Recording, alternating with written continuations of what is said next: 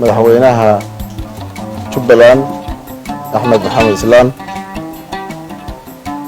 wafdiga ballaaran oo la socda madaxweynaha wasiirada xildhibaanada siyaasiyiinta iyo mas'uuliyiinta kale badan dhammaan waxaan leenahay soo dhawaada madaxweyne soo dhawow hadii wafdigaaga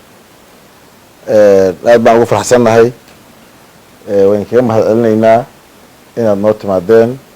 la isugu yimid shirkii wada tashiga dawladaha xubnaha ka dawladda federaalka Soomaaliya ka dhacay caasimadda Galmudug ee Dhuusamareeb shirkaas oo aan rajaynayno inay ka soo bixi doonaan wax ayaha Soomaaliya u fiican waqtiga iyo xaaladda hadda lagu jiro oo dalku marayana ku aadan aan tashigiisina hadda uu halkaan ka furmay waxaan leenahay madaxweyne adiga ay wafdigaagu ku soo dhawaada Galmudug ku soo dhawaada caasimaddii Dhuusamareeb waxaan leenahay maansho wanaagsan soo dhawaada shirkan wada tashiga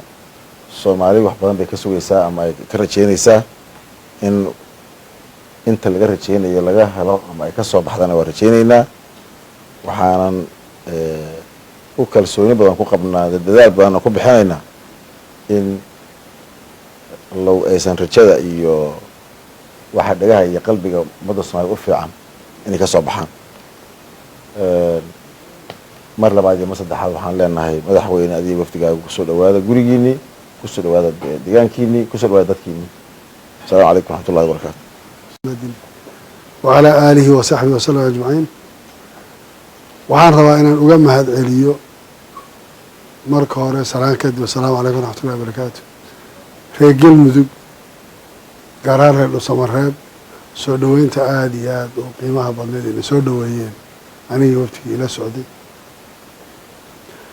oo aan isleeyahay waxay ahayd waqti munaasaba xilli roobna da'ay qabowna uu jiro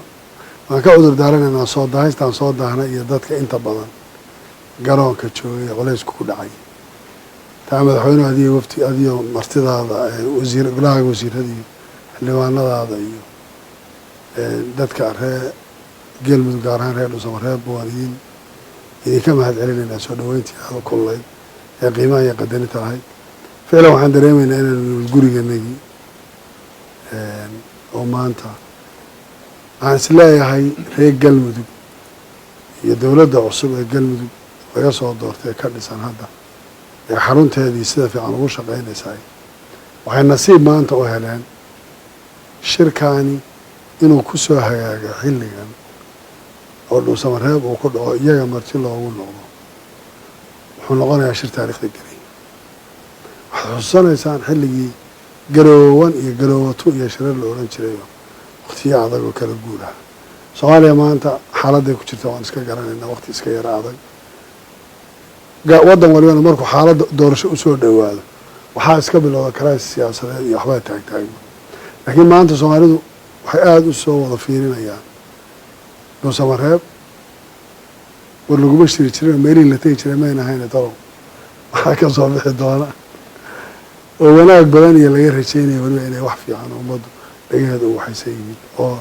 Soomaalinimada iyo Soomaalidaba u fiican way idiin tahay idinkana wax fursad iyo taariikh inaad maanta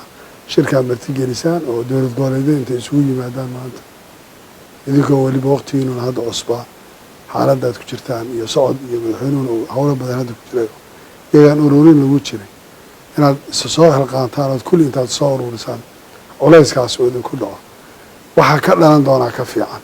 aad baan taas idinkaga mahad celinayna waan rajeynayaa siduu walaalkay sheegay Axmed shirkaan ay isugu yimaadeen madaxda dowlad goboleedyadu ma aha shir dhib iyo shar iyo midda midna ka shaqeynaya waa shir dastuurina ah xaggan haddii la fiiriyo ay xaq u leeyihin inay shiraan ta labaadna ay yihiin odayaal mas-uuliyadda waddanku ay saaran tahay oo bal in la tashado oo laga tashado